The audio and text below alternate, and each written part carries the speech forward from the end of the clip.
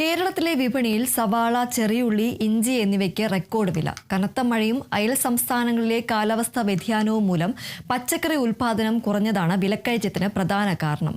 ഉൽപ്പാദന സംസ്ഥാനങ്ങളിൽ നിന്നുള്ള വരവ് കുറഞ്ഞതും മഴയെ തുടർന്നുള്ള ഗതാഗത തടസ്സങ്ങളും വില വർദ്ധിക്കാൻ ഇടയാക്കി. കേരളം പ്രധാനമായും മറ്റ് സംസ്ഥാനങ്ങളെ ആശ്രയിക്കുന്നതിനാൽ വിപണിയിൽ വില ഇനിയും ഉയരാൻ സാധ്യതയുണ്ട് എന്നതാണ് വ്യാപാരികൾ വിലയിരുത്തുന്നത്. ഓണത്തിന് അങ്ങനെയൊന്നും പെട്ടെന്ന് കഴിഞ്ഞ കൊല്ലം ഭയങ്കര കുറവായിരുന്നു. காரணம் பார்த்தீங்கன்னா இப்போ இந்த இஞ்செல்லாம் பார்த்தீங்கன்னா இன்னைக்கு 100 கிராம் 40 ரூபா. சின்ன வெளியே இருந்து நமக்கு சரக்கு வந்துகிட்டு இருக்கு, அதனால நமக்கு விலைவாசி கொடுக்குறோம்.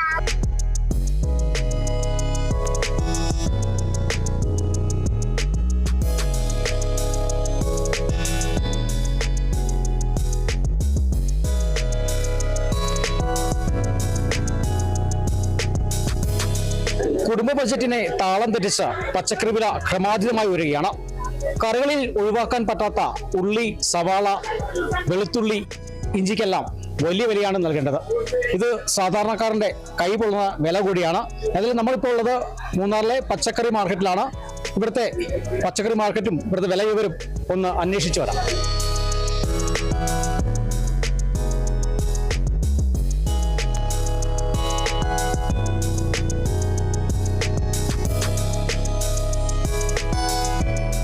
വറവ് കുറവാണ്. സാധനങ്ങൾ വറവ് കുറയുമ്പോൾ ഇങ്ങനെ വില കൂടും സ്വാഭാവികമായിട്ട്.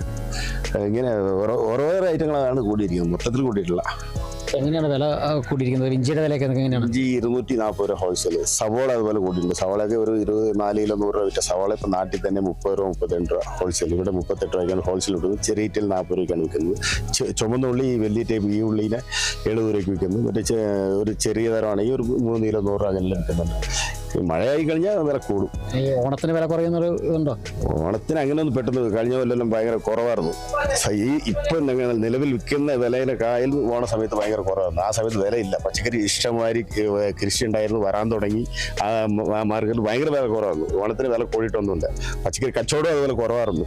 എപ്പോഴും സാധാരണ ഓണത്തിനുള്ള കച്ചവടം ഇല്ല. தோட்டங்களில் மாசு போட்டு கொண்டு வாங்க. பீன்ஸு, கேரட்டு, கோஸு, பீட்ரூட்டு எல்லாம் கொண்டுருவாங்க. இப்போ ஒரு மாதமே வெளியே வரல. யானை, காட்டு மாடு ஒரு நாளைக்கு டெய்லி யானை வந்து போயிருக்கு. இப்போ சொக்கநாடு வட்டக்காட்டு நான் ஃபுல்லாக யானை வந்துக்கிட்டே தான் இருக்குது. இப்போ வெளியே இருந்தால் வந்துக்கிற பொருள் வருது, அதனால விலையும் கூடுதல். காரணம் பார்த்தீங்கன்னா இப்போ இந்த இஞ்செல்லாம் பார்த்தீங்கன்னா இன்னைக்கு 100 கிராம் 40 ரூபா இருந்துச்சு. 400 ரூபா விலை. இஞ்சியும் கிடைக்கல. கத்திரிக்காயெல்லாம் 80 ரூபா.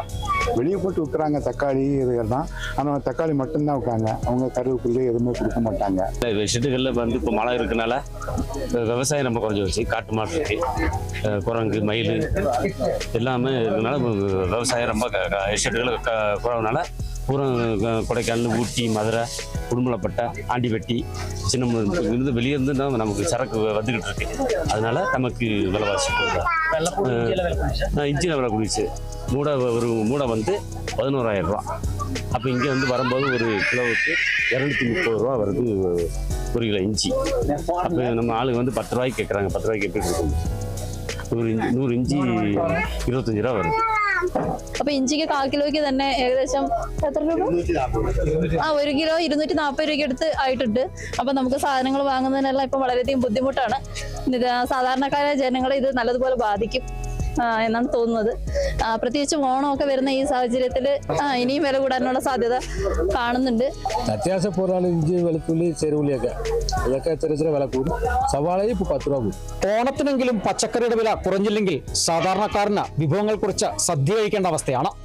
ക്യാമറമാൻ AP രാജുക്കൊപ്പം ബിനീഷ് ആന്റണി, കേരള വിഷൻ ന്യൂസ്, ഇടുക്കി.